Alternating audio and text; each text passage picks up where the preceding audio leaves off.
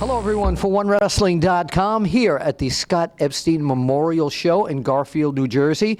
And thanks to Pro Wrestling Syndicate for running this show and the promoter, Eric. What a great tribute this is today. But I ran into some old friends today who I haven't seen in a long, well, I don't mean age-wise, but that I haven't seen in a long time. Bill Irwin, welcome to the Apter Chat. Well, it's nice to be here. It's nice to see you again. It's been some time since I've seen you, you know. It has. I think it was back in the World Class days. Has it been that long? What is that now? I think I left Texas 15, it's been 20. We're going to stop right there as amount of years because neither one of us has aged, right? Not at all. My comb over is still intact. Yeah, I keep the hair long so you can't see the bald spots either, so you know what I mean. Yeah. So tell us, had you retired, when did you leave that area? Where did you go? Catch up. Look out at there, everybody, all your fans are. A quick catch up. I was down in Texas in 1998, we moved home back to Minnesota, Duluth, Minnesota, and basically moved back because my son was 3, and things were slowing down for me, and went home to be with my mom and her parents while the son grew up. Well, now it's 15 years later. He's off to the main University of Minnesota. And, we're still up in Duluth, Minnesota, just working away.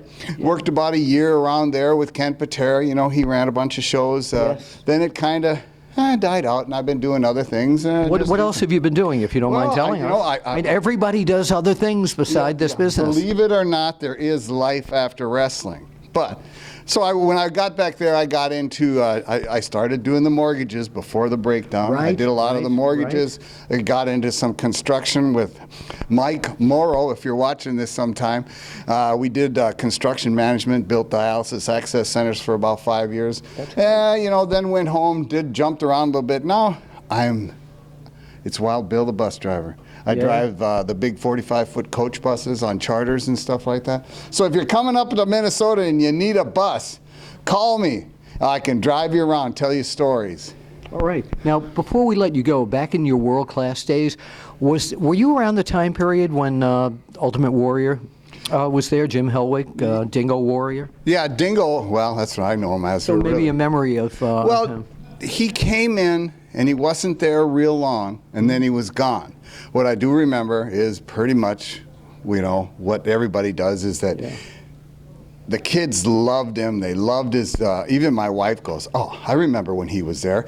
He'd come in, he had the painted face and the strings, the tied on, and the kids loved him when he came to the ring, and all the bright colors and all the excitement. They loved him, and they loved him right from the beginning. Okay. Yeah, right. And that's how well you knew him. He wasn't there real long time. When I went there, I was there for 3 or 4 years.